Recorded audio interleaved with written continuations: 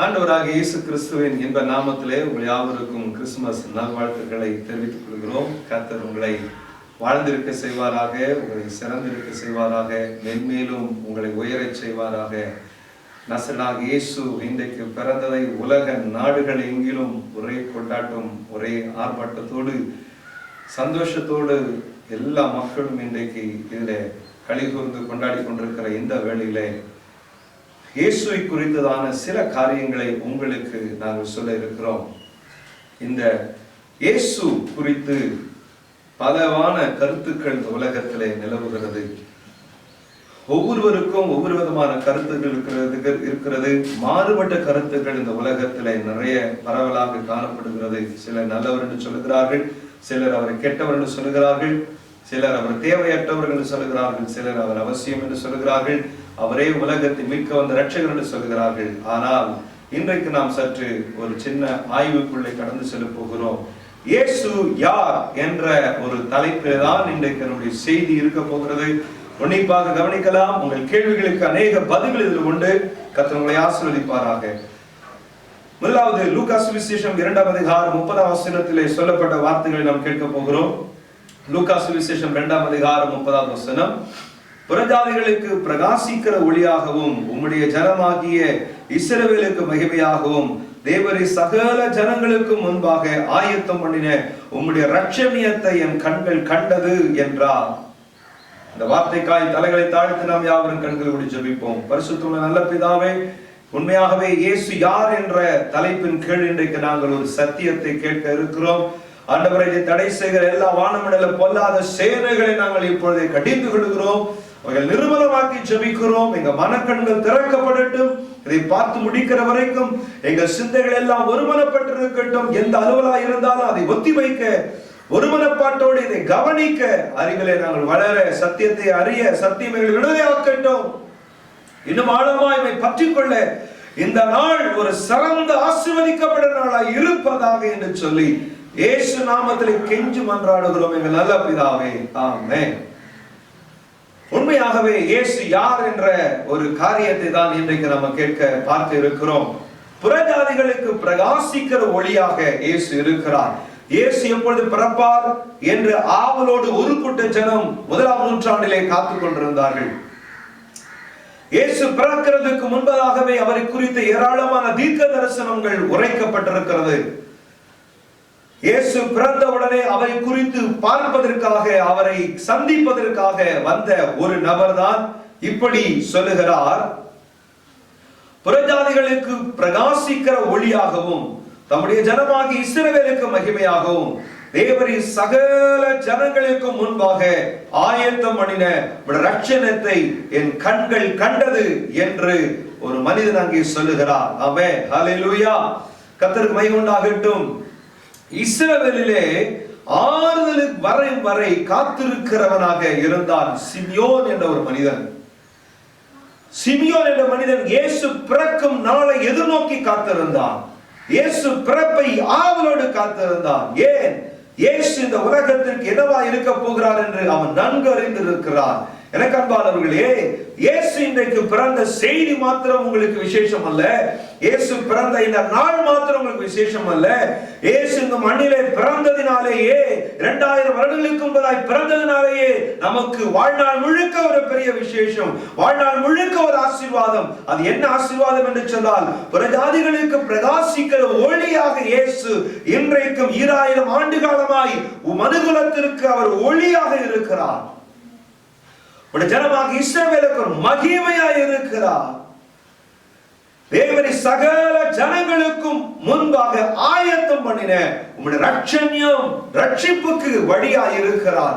2000 ஆண்டுகளாக இந்த பூமியில வாழ்ந்து மரித்து வாழ்ந்து கொண்டிருக்கிற ஒவ்வொரு மனுகுலத்திற்கும் அவர் இரட்சகராய் இருக்கிறார் என்று இங்கு சிமியோன் என்ற மனிதன் ஆவலோடு எதிர்பார்த்திருந்தாருடைய பிறப்பை. இன்றைக்கு கிறிஸ்துமஸை நீங்கள் பல நாட்களை ஆவலோடு எதிர்பார்த்திருந்திருப்பீர்கள்.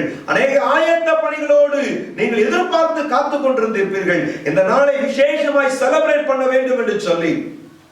எனக்கு அன்பானவர்களே, எல்லா காரியத்தை விட அவர் யார் என்பதை இன்று நீங்கள் அறிந்திருப்பதுதான் விசேஷத்திலும் விசேஷமானது. அவர் இரட்சணியம், நமக்கு கொடுக்க வந்தவர், அவர் நமக்கு ரட்சிப்பை கொடுக்க வந்தவர் என்று இங்கே சிமியோன் சொல்லுகிறார். மத்திய சுவிசேஷம் 12ஆம் அதிகாரத்திலே இயேசு குறித்து என்ன சொல்லப்பட்டிருக்கிறது? ஏசாயா தீர்க்கதரிசி சொல்லுகிறார், இயேசு யார் என்று இங்கே அவர் சொல்லுகிறார்.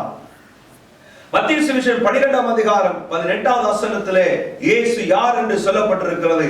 இதோ நான் தெரிந்து கொண்டேன் என்னுடைய தாசன், என்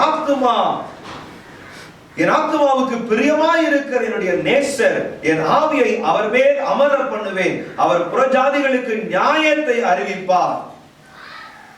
இயேசு என்னவாக இருக்க போகிறார் என்று தேவனுடைய உள் உணர்வுகளை, தேவன் கிறிஸ்துவை குறித்த கொடுத்த வெளிப்பாட்டை ஏசாயா தீர்க்கதரிசி ஏற்கனவே தன் புத்தகத்தில் வெளிப்படுத்தி இருந்தார். அதைத்தான் மறுபடியுமாய் மத்தேயு எழுதின சுவிசேஷகத்தை எழுதின கர்த்தருடைய தாசன் இதை மறுபடியும் இங்கே உறுதிப்படுத்துகிறார். இதோ நான் தெரிந்து கொண்ட தாசன். தேவனுடைய பார்வையிலே, தேவனை பொறுத்தவரை இயேசு யார் என்று சொன்னால் தேவனுடைய தாசன், என் ஆத்மாவுக்கு பிரியமான என்னுடைய நேசன், ஆத்மாவுக்கு பிரியமானவர் இயேசு. தேவனுடைய இருதயத்துக்கு, தேவனுடைய ஆத்மாவுக்கு மிகவும் ஏதுவான பொருத்தமானவர் இயேசு. இன்னைக்கு நம்முடைய இருதயத்திலே தேவனுடைய இருதயத்திலே நாம் அவருக்கு என்னவாக இருக்கிறோம் என்று இந்த கிறிஸ்துமஸ் நாளிலே நாம் அதை குறித்து சிந்திக்க வேண்டும். என அன்பானவர்களே, ஆமென். என் ஆவி அவர் மேல் அமர பண்ணினேன். இன்றைக்கு விசேஷம் என்ன? ஒவ்வொரு மனுகுலத்தின் மேலும் தேவன் தன்னுடைய ஆவியை நம்மை அமர பண்ணுவதே இன்றைக்கு விசேஷமான கிறிஸ்துமஸ். அவர் புறஜாதிகளுக்கு நியாயத்தை அறிவிக்க வந்தார். இன்றைக்கு உலக மக்களுக்கு மத்தியிலே வாழ்ந்து கொண்டிருக்கிற நாம் நியாயத்தோடு வாழ்ந்து மற்றவர்களுக்கு நியாயம் செய்ய, மற்றவர்களுக்கு நீதி வாங்கி கொடுக்க நாம் ஒரு நீதிபரராய் இந்த பூமியிலே வாழ்வதுதான் உண்மையான கிறிஸ்துமஸ். தேவனுடைய பார்வையிலே கிறிஸ்து எப்படி இருக்கிறார் என்பதை தான் இங்கு அழகாய் சொல்லப்பட்டிருக்கிறது. நான் தெரிந்து கொண்ட என்னுடைய தாசன், என் ஆத்மாவுக்கு பிரியமான நேசன், என் ஆவியை அவர் மேல் அமர பண்ணுவேன். ஹல்லேலூயா. அவர் புறஜாதியாருக்கு நியாயத்தை அறிவிப்பார் என்பதே இன்றைக்கு கிறிஸ்துவை குறித்து நமக்கு அறிந்து கொள்ள வேண்டிய அறிவு. அது மாத்திரமல்ல, நாம் அதில் வளர வேண்டியவர்களாகவும் இருக்கிறோம் என்பதுதான் மிக முக்கியமான ஒரு காரியம். லூக்கா எழுதின சுவிசேஷத்தை எழுதின அன்பு தேவ மனுஷன் இங்கே சொல்லுகிறார், 7ஆம் அதிகாரத்தில், லூக்கா சுவிசேஷம் 7ஆம் அதிகாரத்தில் இயேசு கிறிஸ்துவை குறித்து என்ன சொல்லுகிறார் என்று நாம் பார்க்கலாம். வாசிக்கலாம். 7ஆம் அதிகாரம் 16வது வசனம். இயேசு கிறிஸ்து யார்? லூக்கா சுவிசேஷம் 7ஆம் அதிகாரம் 16வது வசனம். எல்லாரும் பயமடைந்து மகா தீர்க்கதரிசியானவர் நமக்குள்ளே தோன்றி இருக்கிறார் என்றும் தேவன் தமது ஜனங்களை சந்தித்தார் என்றும் சொல்லி தேவனை மகிமைப்படுத்தினார்கள். இயேசு யார்? நாம் மூன்றாவதாய் பார்க்கிறோம். இயேசு எப்படிப்பட்டவர்? அவர் மகா தீர்க்கதரிசி. ஆமென். இயேசு மகா தீர்க்கதரிசியாக இருந்தார். ஏன் என்று சொன்னால் அங்கே 11ஆம் வசனத்திலே வாசிக்கிறோம், நாயின் என்னும் ஊருக்கு போனார். அவருடைய சீஷர்கள் அநேகம் திரளான ஜனங்களும் அவரோடு கூட போனார்கள். அவர் ஊரின் வாசலுக்கு சமீபித்த போது மரித்து போன ஒருவனை அடக்கம் பண்ணும்படி கொண்டு வந்தார்கள். அவன் தன் தாய்க்கு ஒரே மகனாய் இருந்தான், அவளோ கைம்பெண்ணாய் இருந்தாள். ஊராரில் வெகு ஜனங்கள் அவளோடு கூட வந்தார்கள். இயேசு அவளை பார்த்து அவள் மேல் மனதுருகி அழாதே என்று சொல்லி கிட்ட வந்து பானையை தொட்டார். அவரை சுமந்தவர்கள் என்றார்கள். அப்பொழுது அவர், வாலிபரே எழுந்திரு என்று உனக்கு சொல்லுகிறேன் என்றார். மரித்தவன் எழுந்து உட்கார்ந்தான், பேசத் தொடங்கினான். அவனை அவன் தாயின் இடத்தில் ஒப்புவித்தார். எனக்கு அன்பானவர்களே, இன்றைக்கு இயேசு ஒரு தீர்க்கதரிசி என்று நீங்கள் அறிய வேண்டும். அது மாத்திரமல்ல, நமக்குள்ளே தோன்றி தேவன் தமது ஜனங்களை சந்தித்தார் என்றும் இங்கே சொல்லி தேவனை மகிமைப்படுத்தினார்கள். ஆண்டவராக இயேசு கிறிஸ்து யார்? இந்த உலகத்திற்கு தீர்க்கதரிசியாய் வந்தார். ஆமென். ஜனங்களை சந்திக்கும்படி பிறந்தார். ஜனங்களை சந்திப்பதற்காக, நேருக்கு நேராய் ஜனங்களை சந்தித்து அவருடைய பிரச்சனையை தீர்த்து வைப்பதற்காக நாயின் விதவையின் வீட்டில் இருந்த தன் ஒரே மகனை, மரித்து போய் கிடந்தவனை, பானையில கொண்டு போனவனை வெளியே அவனை உயிர்ப்பித்து கொண்டு வந்து தன் தாயினிடத்தில் கொண்டு வந்து சேர்ப்பதற்காக இயேசு ஜனங்களை சந்திக்க வந்தார். அந்த நாயின் விதவையை சந்திக்க வந்தார். இன்றைக்கு ஆண்டவர் உங்களை சந்திக்க வந்திருக்கிறார். அவர் சந்திக்கிறவர்.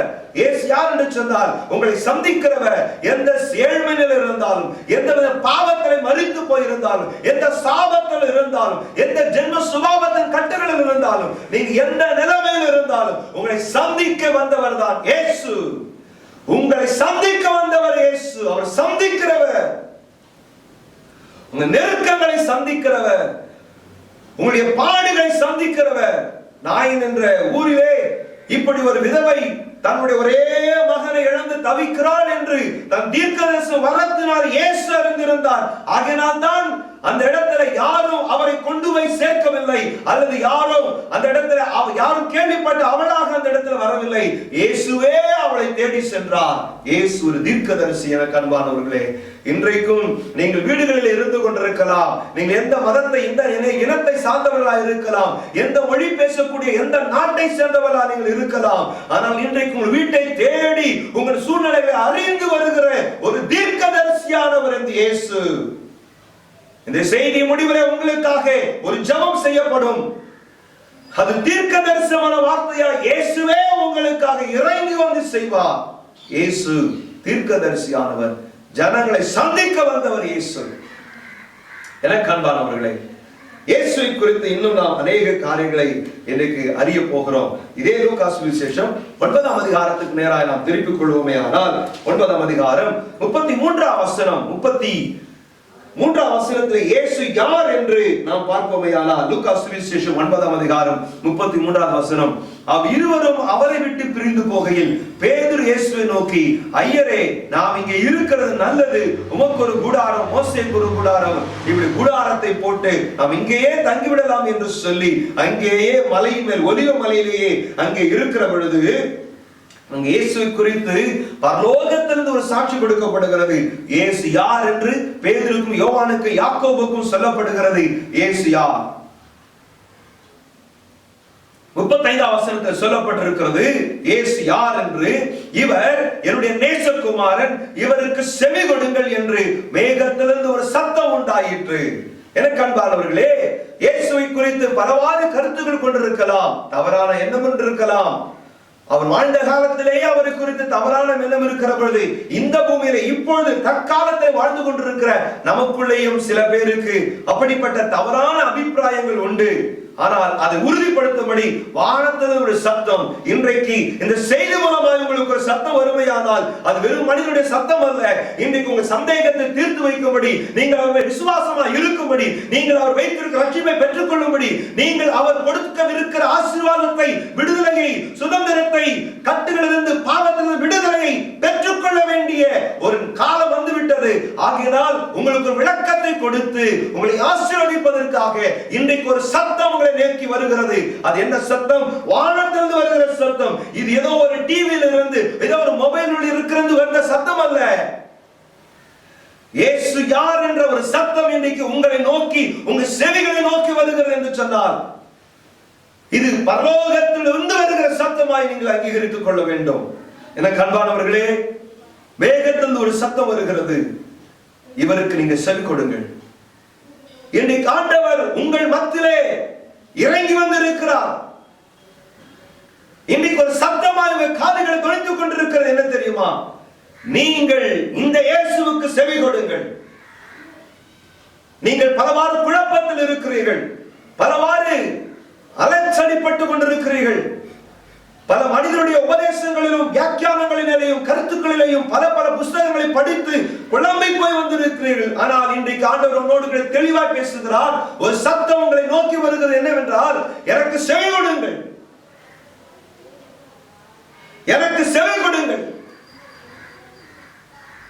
இயேசு யார் என்று இன்றைக்கு நீங்கள் விளங்கிக் கொள்ள வேண்டும். அன்றைக்கு பேதுரு, யோவான், யாக்கோபுக்கு தெரியவில்லை, கூடவே இருக்கிறார்கள். நீங்க சபைக்கு வரலாம், வேதத்தை வாசிக்கலாம், ஜெபிக்கலாம், ஊழியம் செய்யலாம், ஆனால் இன்னும் நாம் இயேசுவை குறித்து இன்னும் முழுமையாக அறியவில்லை, முழுமையாக செவி கொடுக்கவில்லை, முழுமையாக சத்தத்தை கேட்கவில்லை. இன்றைக்கு இயேசு பிறந்த நாள் என்று சொல்லி நாம் யாவரும் இந்த செய்தியை கேட்க ஆவலாய் முன்பதாய் அமர்ந்து கொண்டிருக்கிறோம். ஏதோ ஒரு கொண்டாட்டம் என்று முதலாவது இயேசு யார் என்று அறிகிற அறிவை நமக்கு வேண்டும் என்று சொல்லி தேவனிடத்தில் கேட்டு பெற்றுக் கொள்வோமாக. செவி கொடுங்கள். இந்த நாளிலே செவி கொடுக்க ஆரம்பிப்போம். கர்த்தர் உங்களுக்கு ஒரு விடுதலையை தர ஆயத்தமாக இருக்கிறார். இயேசு யார் என்ற ஒரு கருத்து வேறுபாடுகள், ஒரு கான்ட்ராவர்ஷியல்ஸ் இன்றைக்கு உலக நாடுகள் எங்கிலும் ஒரு குழப்பம் வந்து கொண்டிருக்கிறது. மத்தேயு சுவிசேஷம் 26ஆம் அதிகாரம் 63ஆம் வசனத்திலே இயேசு யார் என்று சொல்லி கேட்டால் அங்கே ஒரு வசனம் சொல்கிறது. மத்தேயு சுவிசேஷம் 26ஆம் அதிகாரம் 63ஆம் வசனத்தில் அங்கே சொல்லப்படுற இயேசுவோ பேசாமல் இருந்தார். அப்பொழுது பிரதான ஆசாரியர் அவரை நோக்கி, நீ தேவனுடைய குமாரனாகிய கிறிஸ்துதானா என்று எங்களுக்கு சொல்ல வேண்டும். இயேசு அதற்கு சொல்லுகிறார், நீ சொன்னபடிதான் என்கிறார். அவர் யார்? அவர் தேவனுடைய குமாரனாகிய கிறிஸ்து. அகில உலகத்தை ஆண்டவருடைய, அகில உலகத்தை ஆண்டு கொண்டிருக்கிறவருடைய, அகில உலகத்தையும் படைத்து சிருஷ்டித்தவருடைய ஒரே குமாரன், தேவனுடைய குமாரன். தேவனை ஒருவனும் இதுவரை தரிசித்ததில்லை, தரிசித்து ஒருவனும் உயிரோடு கூட இருப்பதில்லை என்று அவரே தன்னை குறித்து சாட்சி கொடுக்கிறார். ஆனால் தான் எப்படிப்பட்ட சுபாவமுடையவர், தான் எப்படிப்பட்ட அன்புடையவர் என்பதை வெளிப்படுத்தவே இயேசு ரூபத்தில் தேவனே இன்றைக்கு உலகத்திலே பிறந்தார்.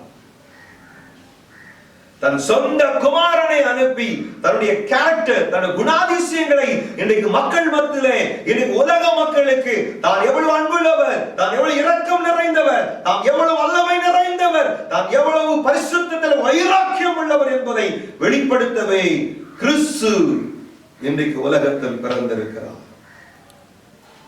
எனக்கு அன்பானவர்களே, தேவனுடைய குமாரனாகிய கிறிஸ்து, தேவனுடைய குமாரனாகிய இயேசு இன்றைக்கு உலகத்தில் பிறந்திருக்கிறார். ஆமென். கர்த்தருக்கு மகிமை உண்டாகட்டும். லூக்கா சுவிசேஷம் 11ஆம் அதிகாரத்திலே பார்க்கிற பொழுது 14-15 வசனத்திலே பார்க்கும் பொழுது, லூக்கா சுவிசேஷம் 11ஆம் அதிகாரம் 14-15 வசனத்திலே இயேசு யார் என்று இந்த உலகம் உருவகப்படுத்தி இருக்கிறது என்று சொன்னால், லூக்கா சுவிசேஷம் 11ஆம் அதிகாரம் 14ஆம் வசனம், பின்பு அவர் ஊமையாயிருந்த ஒரு பிசாசை துரத்தினார். பிசாசு புறப்பட்டு போன பின்பு ஊமையன் பேசினார். ஜனங்கள் ஆச்சரியப்பட்டார்கள். ஒரு அற்புதத்தை இயேசு செய்தார். பேச முடியாது இருந்த ஒருவனுக்கு ஆண்டவர் பேசக்கூடிய ஒரு தாளந்தை, ஒரு திறனை கர்த்தர் கொடுத்தார் இயேசு வாழ்ந்த காலத்தில். ஆனால் அந்த உலகம் என்ன செய்தது? அவரை குறித்து என்ன சாட்சி கொடுத்தது என்றால், இவன் பிசாசுகளின் தலைவனாகிய பெயல்செபூலை கொண்டு பிசாசுகளை துரத்துகிறான் என்றார்கள்.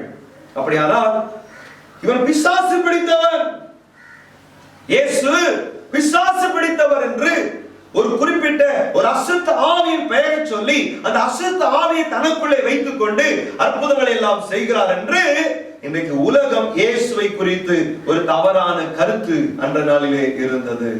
எனக்கு அன்பானவர்களே, இன்றைக்கு இந்த வார்த்தையை கேட்டுக்கொண்டிருக்கிறதான என் அன்பு தகப்பனே, தாய்மார்களே, சகோதரமார்களே, சகோதரிமார்களே, என் அன்பு தம்பி தங்கச்சிமார்களே, அண்ணன்மார்களே, அக்காமார்களே, இன்றைக்கு உங்களை குறித்து ஆண்டவர் சொல்லுகிறார், இயேசு யார்? அவர் மந்திரவாதி அல்ல, அவர் பிசாசு பிடித்த ஆவிகள் உடையவர் அல்ல. இயேசு தன்னை குறித்து சொல்லுகிறார், நான் பெயர்செபூலினாலே பிசாசுகளை துரத்தினால் உங்கள் பிள்ளைகளை யாராலே துரத்துகிறார்கள்? 20 சொல்லுகிறது, நான் தேவனுடைய விரலினாலே பிசாசுகளை துரத்துகிறபடினால் தேவனுடைய ராஜ்யம் உங்களிடத்தில் வந்திருக்கிறதே. ஆமென். தேவனுடைய விரலினாலே பிசாசுகளை துரத்துகிறார். இன்றைக்கும் பரவலாக இயேசு கிறிஸ்துவை குறித்து அல்லது உபதேசங்களை குறித்து இப்படிப்பட்ட செய்திகளை கேட்பது நிமித்தம் குறித்து ஏதோ ஒரு மதமாற்றம் பண்ணுகிறார்கள், ஏதோ நம்மை வழிவிலக பண்ணுகிறார்கள், நம்முடைய பாரம்பரியத்தை விட்டு வெளியே வரும்படி நம்மை கட்டாயப்படுத்துகிறார்கள், நம்மை பலவந்தப்படுத்துகிறார்கள், நம்மை நிர்பந்திக்கிறார்கள், ஏதோ மிஸ்மரிசம் பண்ணுகிறார்கள், ஏதோ கட்டுக்கதைகளை அவிழ்த்து விடுகிறார்கள் என்று ஒரு தவறான கருத்து இன்றைக்கும் உலக மக்கள் மத்தியில் இருக்கிறது. எனக்கு அன்பானவர்களே, இயேசு உன்னை நேசிக்கிறார். இந்த செய்தியை கேட்டுக்கொண்டிருக்கிற நீ யாரா இருந்தாலும் சரி, இயேசு குறித்த தவறான கருத்தும் மனதில் இருக்குமையானால் இன்றைக்கு உங்கள் கண்கள் திறக்கப்படட்டும். இன்றைக்கு உங்க மனக்கண்கள் திறக்கப்படட்டும். இயேசு நல்லவர். இயேசு உங்களை தேடி வந்திருக்கிறார்.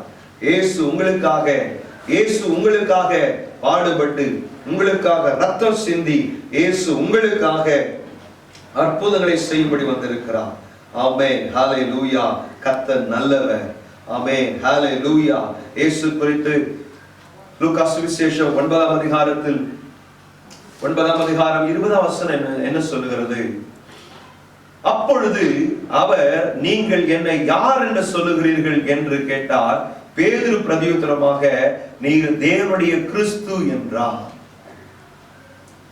இயேசு குறித்து யார் என்ற விமர்சனங்கள், பட்டிமன்றங்கள் அந்த நாட்களிலும் கருத்துகள் நடந்தது. சிலர் தீர்க்கதரிசி என்றார்கள், சிலர் நல்லவர் என்று சொல்லுகிறார்கள், சிலர் வஞ்சிக்கிறவன் என்று சொல்லுகிறார்கள், சிலர் கெட்டவன் என்று சொல்லுகிறார்கள். ஆனால் பேதுரு சொல்லுகிறார், பேதுரு என்ன சொல்லுகிறார்? நீர் தேவனுடைய கிறிஸ்து. எனக்கு அன்பானவர்களே, தேவன் தன் அன்பை வெளிப்படுத்தும்படிக்கு தன் குமாரன் என்றும் பாராமல் இந்த உலக மக்களுக்காக, ஆமென், இந்த உலக மக்களை நேசிக்கிறதுக்கு அடையாளமாக, இந்த உலக மக்களை நேசிப்பின் அடையாளமாக இயேசு கிறிஸ்து இன்றைக்கு உங்களை நேசிக்க வந்திருக்கிறார். உங்களை தேவன் தன்னுடைய ஒரே குமாரனை என்றும் பாராமல் இந்த உலகத்துக்காக, உங்களுக்காக மனுக்குலத்துல 2000 ஆண்டுகளுக்கு முன்பதாக பிறக்கும்படி கர்த்தர் செய்தார். தேவன் தன் அன்பை வெளிப்படுத்தும்படி. இயேசு யார் என்று சொன்னார்? தேவனுடைய அன்பை வெளிப்படுத்தும்படி பிரதியாய், பிரதிபலனாக கிறிஸ்து உலகத்துல பிறந்தார் என்று நீங்கள் அறிய வேண்டும். இந்த உலகத்தை படைத்தவருடைய அன்புக்கு பாத்திரமாக, அன்புக்கு உதாரணமாக இயேசு உலகத்தில் பிறந்தார் என்று நீங்கள் அறிய வேண்டும். உங்களை படைத்த தேவன் உங்கள் மேல் அன்பாகவே இருக்கிறார் என்பதை நீங்கள் உணரவே இயேசு இன்றைக்கு உங்களுக்காக இந்த பூமியிலே பிறந்திருக்கிறார். பிரியமானவர்களே, கர்த்தர் உங்களை ஆசீர்வதிக்கிறார். ஆமென். Thank you Lord. கர்த்தர் உங்கள் மேல் பிரியமாய் இருக்கிறார். ஆமென். கர்த்தருக்கு மகிமை உண்டாகட்டும். லூக்கா சுவிசேஷம் 24ஆம் அதிகாரத்தில், ஆமென், 21ஆம் வசனம் சொல்கிறது. 24ஆம் அதிகாரம், ஆமென், லூக்கா 24:21, அவரே இஸ்ரவேலை மீட்டு ரட்சிப்பவர் என்று நாங்கள் நம்பி இருந்தோம். எஸ், ஒரு கூட்டம் ஜனம் அவரை நம்பிக்கொண்டு, ஒரு கூட்ட ஜனம் தவறான விமர்சனம் சொல்லிக் கொண்டிருக்கிறார்கள். ஒரு சில கூட்டம் அவர் மேல் இன்றைக்கும் நம்பிக்கை, அன்றைக்கு நம்பிக்கை கொண்டிருந்தார்கள். அந்த நம்பிக்கை ஒரு நாளும் இயேசு கிறிஸ்து வீணடித்து விடவில்லை, ஏமாற்றி விடவில்லை. மறுபடியும் அவர்களுக்கு காட்சியளித்து அவர்களை ஆசீர்வதித்தார். இன்றைக்கும் இயேசு கிறிஸ்துவின் நம்பிக்கையாய் இருக்கிறேன் அன்பு ஜனமே. அவரே இஸ்ரவேலை மீட்டு ரட்சிப்பவர் என்று நாங்கள் நம்பி இருந்தோம். ஒருவேளை இந்த வார்த்தையை கேட்டுக்கொண்டிருக்கிற என் அன்பு சகோதரனே, என் சகோதரியே, இந்த வார்த்தையின் மேல், ஆண்டவர் மேல் இன்னுமைக்கும் நம்பிக்கையோடு கூட இருக்கிறாயோ? வருடம் முடிய போகிறது, 25ஆம் தேதிக்குள் வந்து விட்டீர்கள். இன்னும் ஒரு வார காலத்துக்குள்ளே புது வருடத்துக்குள்ளே நுழைய போகிறீர்கள். இன்றைக்கும் நம்பிக்கையோடு இருக்கிறோம் என்று சொல்லிக் கொண்டிருக்கிறீர்களோ? கர்த்தர் உங்களை நிச்சயம் ஆசீர்வதிப்பார். என் ஆண்டவராக இயேசு கிறிஸ்துவின் நம்பிக்கை வைத்திருந்தார்கள். அந்த நம்பிக்கை ஒரு நாள் வீண் போகவில்லை. இன்றைக்கு அதே நம்பிக்கையோடு நீங்கள் இருப்பீர்கள் என்று சொன்னார். தளராத நம்பிக்கை, வீண் போகாத நம்பிக்கை, விடாப்பிடியான நம்பிக்கை இன்றைக்கு கிறிஸ்துவ மேல உங்களுக்கு இருக்கும் என்று சொன்னார். அவர்கள் ஏமாற்றப்படவில்லை. அதே போல் நீங்களும் ஏமாற்றப்பட மாட்டீர்கள். ஏன் தெரியுமா? அவரே நம்மை மீட்டு ரட்சிப்பவர். அல்லேலூயா. யோவான் சுவிசேஷம் 1ஆம் அதிகாரம் 29ஆம் வசனத்தில் நாம் பார்க்கிற பொழுது இயேசு யார் என்று அங்கே சொல்லப்பட்டிருக்கிறதை பார்க்கலாம். மறுநாளிலே யோவான் இயேசுவை தன்னிடத்தில் வர கண்டு, இதோ உலகத்தின் பாவத்தை சுமந்து தீர்க்கிற தேவ ஆட்டுக்குட்டி என்று இங்கே யோவான் சொல்லுகிறார். இயேசுவை குறித்து இயேசு யார் என்ற கேள்வியிலே தான் இன்றைக்கு செய்தியை நாம் கவனித்துக் கொண்டு வருகிறோம். உலகத்தின் பாவத்தை சுமந்து தீர்க்கிற ஒரு தேவ ஆட்டுக்குட்டி. எனக்கு அன்பானவர்களே, உங்கள் வாழ்க்கையில எந்த சாபம், எந்த பாவமா இருந்தாலும் இன்றோடு அது முடிந்து விடுகிறது என்று, இன்றோடு அது தொலைந்து போகட்டும் என்று நீங்கள் நம்புங்கள். என்ற விசுவாசத்தோடு இந்த வார்த்தையை கேளுங்கள். இறுதி ஜெபத்திலே கலந்து கொள்ளுங்கள். இந்த இறுதி ஜெபத்திலே இன்றிலிருந்து உங்கள் வாழ்க்கை, இயேசு இன்றைக்கு பிறந்தார் என்ற இந்த நல்ல நாளில் இருந்து இன்றைக்கு வாழ்க்கையில் இருக்கிற பாவ சாபங்கள் உங்களை விட்டு தொலைந்து போகட்டும். இயேசு அதற்காகவே பிறந்தார். ஆமென், ஹalleluya. இயேசு அதற்காக பிறந்தார். இயேசு நடந்து போகிறதை அவன் கண்டு 36 வசனம் 1 அதிகாரத்தில் இதோ தேவ ஆட்டுக்குட்டி, தேவ ஆட்டுக்குட்டி என்று சொல்லி அங்கே சொல்லுகிறதை நாம் வாசிக்கிறோம். ஆமென், கர்த்தர் மகிமை உண்டாகட்டும். 11 அதிகாரத்தில் 50 வசனத்தை வாசிக்கிற பொழுது இயேசு யார் என்று இங்கே ஒரு மனுஷன் சொல்லுகிறார். ஆமென், இயேசு யார் என்று காய்பா என்பவன் சொல்லுகிறான். யோவான் சுவிசேஷம் 11 அதிகாரம் 50 வசனம், ஜனங்கள் எல்லாரும் கெட்டு போகாதபடிக்கு ஒரே மனுஷன் ஜனங்களுக்காக மரிப்பது நமக்கு நலமாய் இருக்கும் என்று நீங்கள் சிந்தியாமல் இருக்கிறீர்கள் என்றார். இதை அவன் சுயமாய் சொல்லாமல் அந்த வருஷத்தின் பிரதான ஆசாரியனாய் இருந்தபடினாலே இயேசு யூத ஜனங்களுக்காக மரிக்க போகிறார் என்று அவன் ஏற்கனவே அறிந்திருந்தபடினால் அவன் சொன்னான். எனக்கு அன்பானவர்களே, இயேசு யார்?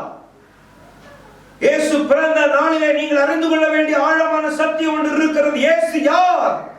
ஒரே மனுஷன் ஜனங்களுக்காக மரிப்பது நமக்கு நலமாய் இருக்கும் என்று நீங்கள் சிந்திக்க வேண்டும். மனுகுலம் ஜனங்கள் மனுகுலம் ஜனங்களுக்காக, உங்களுக்காக, எனக்காக மரிப்பதற்காக இயேசு பிறந்தார்.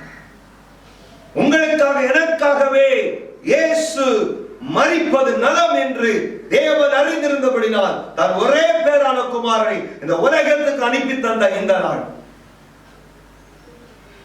இயேசு நமக்கு பிறந்தது நல்லது.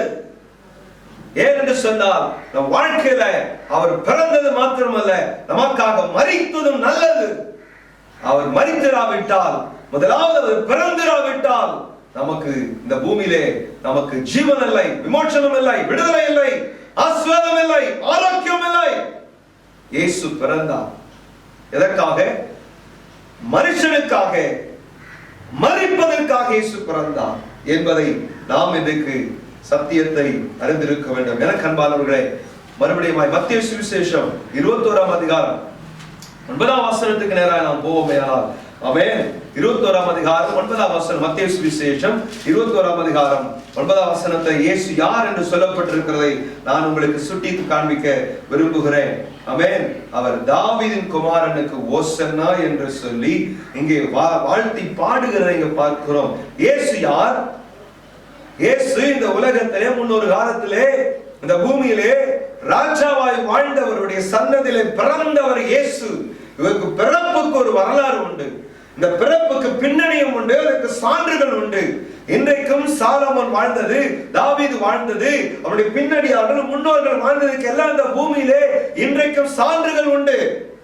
அவர்கள் கட்டின அரண்மனைகள் உண்டு, அவர்கள் கட்டின தேவாலயங்கள் உண்டு. இயேசுக்கு முகவரி இல்லை என்று அல்ல, இயேசு தாவீதின் வம்சத்தில் பிறந்தவர், தாவீதின் குமாரன் என்று சொல்லத்தக்கவர். ஆமென், ஹல்லேலூயா. 22 அதிகாரத்திலே 42 வசனத்திலே பார்க்கிற பொழுது 22 அதிகாரம் 42 வசனம், அவர் தாவீதின் குமாரன் என்றார்கள். ஆமென், ஹல்லேலூயா. இயேசு கிறிஸ்து தாவீதின் குமாரன், யூத குலத்தை சார்ந்தவர். அவருடைய தகப்பன் யோசேப்பு, அவருடைய மகள் மரியாள், பெத்லகேம் ஊர், சகல வரலாறும் இருக்கிறது. கிமு சரித்திரத்தை தலைகளாய் மாற்றி போட்ட சரித்திர உண்மைகள் உண்டு. இன்றைக்கு அநேக தவறான உபதேசங்களும் அநேக விமர்சனங்கள் இந்த உலகத்தில் உண்டு. ஒரே தேவன் இயேசு. இந்த ஒரே தெய்வத்துக்கு இத்தனை பின்னணியும் இருக்கிறது, இத்தனை வரலாற்று சான்றுகள் இருக்கிறது. எந்த ஒரு தெய்வத்துக்கும் இப்படிப்பட்ட பின்னணியும் கிடையாது. என் ஆண்டவராகிய இயேசு எம்பெருமான், அவர் ஒருவருக்கு இத்தனை சான்றுகள் உண்டு, இத்தனை அடையாளங்கள் இந்த உலகத்தில் உண்டு. எனக்கு அன்பானவர்களே, பிசாசு பிடித்திருந்த மனிதர்கள், அவன் ஒரு மனிதன் பிசாசு பிடித்திருந்தவன், அவரை நோக்கி ஒரு நாள் இயேசு போகும் பொழுது உன்னதத்தின் தேவனுடைய குமாரனே என்று கூப்பிடுகிறான். தாவீதின் குமாரனே என்று கூப்பிடுகிறார். உமக்கும் எனக்கும் என்ன, எங்களை வேதனைப்படுத்தவ வந்தீர் என்று சொல்லுகிறார். வேதத்தில் அநேக இடங்களில் பிசாசு பிடித்தவர்கள், பிசாசினாலே பாதிக்கப்பட்டவர்கள், அந்த ஆவி சொல்லுகிறது இயேசு யார் என்று. மனிதர்களுக்கு தான் இயேசு யார் என்று உண்மையான சத்தியம் தெரியவில்லை. உன்னதமான தேவனுடைய குமாரனே என்று பிசாசுகளுக்கு தெரிகிறது, மனிதனுக்கு தான் இன்றைக்கு தெரியவில்லை. சிலர் தெரிந்தும் தெரியாத போல அமர்ந்திருக்கிறோம், சிலர் எல்லாம் தெரிந்தது போலவே அமர்ந்திருக்கிறோம். உன்னதமான தேவனுடைய குமாரனே, எங்களை வேதனைப்படுத்த வாங்கி வந்து. இன்னொரு இடத்துல பார்க்கிறோம், குருடன் பார்க்கிறோம், தாவீது குமாரனே எங்களுக்கு மனம் இறங்கும். ஒரு குருடனுக்கு தெரிகிறது இயேசு யார் என்று, ஒரு பிசாசு பிடித்தவனுக்கு தெரிகிறது இயேசு யார் என்று. என் அன்பான சகோதர சகோதரியே, இன்றைக்கு உங்களுக்கு தெரிந்திருக்க வேண்டும் இயேசு யார் என்று. நீங்கள் நலவுடன் இருக்கிறீர்கள், உங்களுக்கு பிசாசு பிடிக்கவில்லை, கண்கள் பிழா இருக்கவில்லை, ஆனால் இன்றைக்கு இயேசு யார் என்று நீங்களும் நானும் ஆழமாய் அறிந்திருக்க வேண்டும். இயேசு யார்? எனக்கு அன்பானவர்களே, மத்தேயு சுவிசேஷம் 27ஆம் அதிகாரம் 11ஆம் வசனம் இயேசு யார் என்று சொல்லுகிறது. ஆமென், ஹல்லேலூயா. நீ யூதருடைய ராஜாவா என்று கேட்கிறார்.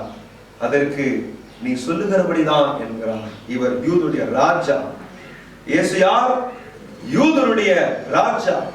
27ஆம் அதிகாரம் 29ஆம் வசனம், யூதருடைய ராஜாவே வாழ்க என்று சொல்லி அவரை பரியாசம் பண்ணும் பொழுது கூட யூதருடைய ராஜா என்றுதான் அவர்களை போர் சேவகர்கள் பரியாசம் பண்ணினார்கள்.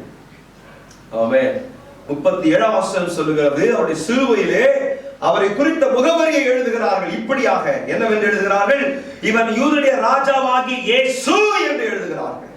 யார் இந்த இயேசு? யூதருடைய ராஜாவாகி இயேசு இவர். எனக்கு அன்பானவர்களே, இந்த இயேசு யூதருடைய ராஜாவாய் பிறந்தவர். இயேசு இன்றைக்கு உங்களை சந்திக்க வந்திருக்கிறார். இந்த இயேசு உங்களை ஆசீர்வதிக்க வந்திருக்கிறார். உங்களுக்காக நான் ஜெபிக்க போகிறேன். யாவரும் இருக்கும் இடத்துல கண்களை மூடி நாம் ஜெபிப்போம். முழங்கால் படியிட முடிந்தவர்கள் முழங்கால் படியிடுவோம். தலைகளை சாய்த்து கண்களை மூடி, இந்த இயேசு இன்றைக்கு உங்களை சந்திக்க வந்திருக்கிறார். உங்கள் வாழ்க்கையை மாற்றப் போகிறார். இயேசு குறித்த அறிவு இன்றைக்கு உங்களுக்கு வந்துவிட்டது. இந்த இயேசு யார் என்று நீங்கள் உணர ஆரம்பித்து விட்டீர்கள். பிசாசுக்கு தெரியாததும் இன்றைக்கு உங்களுக்கும் தெரிய வந்துவிட்டது. ஒரு குருடனுக்கு தெரிந்த சத்தியம் இன்றைக்கு உங்களுக்கும் தெரிய வந்துவிட்டது. இயேசு யூதருக்கு பிறந்த ராஜாவாகி பிறந்தவர். ஆமென். கண்களை மூடி உங்களுக்கான ஜெபிக்க போகிறேன். ஒரு பல்லவியை நாம் பாட போகிறோம். ஒரு பாடலை பாடி உங்களுக்கான ஜெபிக்க போகிறேன். யாவரும் ஜெபித்து ஆமென் தேவாசீர்வாதத்தை பெற்றுக்கொள்வோமாக. எல்லாரும் கண்களை மூடி கர்த்தர் நாமத்தை மகிமைப்படுத்துவோம். ஆமென், ஹல்லேலூயா. உடைந்து போன என்னை ஒரு வாக்கிடக்கூடும், தள்ளப்பட்ட என்னை தலைவனாக்கிடக்கூடும். உடைந்து போன என்னை ஒரு வாக்கிடக்கூடும், தள்ளப்பட்ட என்னை தலைவனாக்கிடக்கூடும். தேவனால் கூடாதது ஒன்றுமில்லை, நம் தேவனால் கூடாதது ஒன்றுமில்லை. தேவனால் கூடாதது ஒன்றுமில்லை, தேவனால் கூடாதது ஒன்றுமில்லை. எஸ், சிறியவனை 1000ஆய் மாற்றிடக்கூடும், எளியவனை சேற்றிலிருந்து தூக்கிடக்கூடும். இயேசுவால் கூடாது ஒன்றுமில்லை. உன்னை தூக்கி எடுத்து நிறுத்த இயேசு பிறந்திருக்கிறார். நீ உளையான சேற்றிலே பாவத்தில் இருந்தாலும் இயேசு உன்னை தூக்கி உயர்ந்த இடத்துல, கௌரவமான 4 பேர் மதிக்கத்தக்க உயர்ந்த இடத்துல, உன் அவமானங்கள் மறைந்து, உன் நிந்தைகள் மறைந்து, எல்லாராலும் பாராட்டப்படுகிற ஸ்தானத்திலே இயேசு ஒருவர் உன்னை கொண்டு வந்து நிறுத்த முடியும். அதற்காகவே இயேசு இன்றைக்கு உனக்காக பிறந்திருக்கிறார். சிறியவனை 1000ஆய் மாற்றிடக்கூடும், எளியவனை சேற்றிலிருந்து தூக்கிடக்கூடும். சிறியவனை 1000ஆய் மாற்றிடக்கூடும், எளியவனை சேற்றிலிருந்து தூக்கிடக்கூடும். தேவனால் கூடாதது ஒன்றுமில்லை, தேவனால் கூடாதது ஒன்றுமில்லை. தேவனால் கூடாதது ஒன்றுமில்லை, தேவனால் கூடாதது ஒன்றுமில்லை.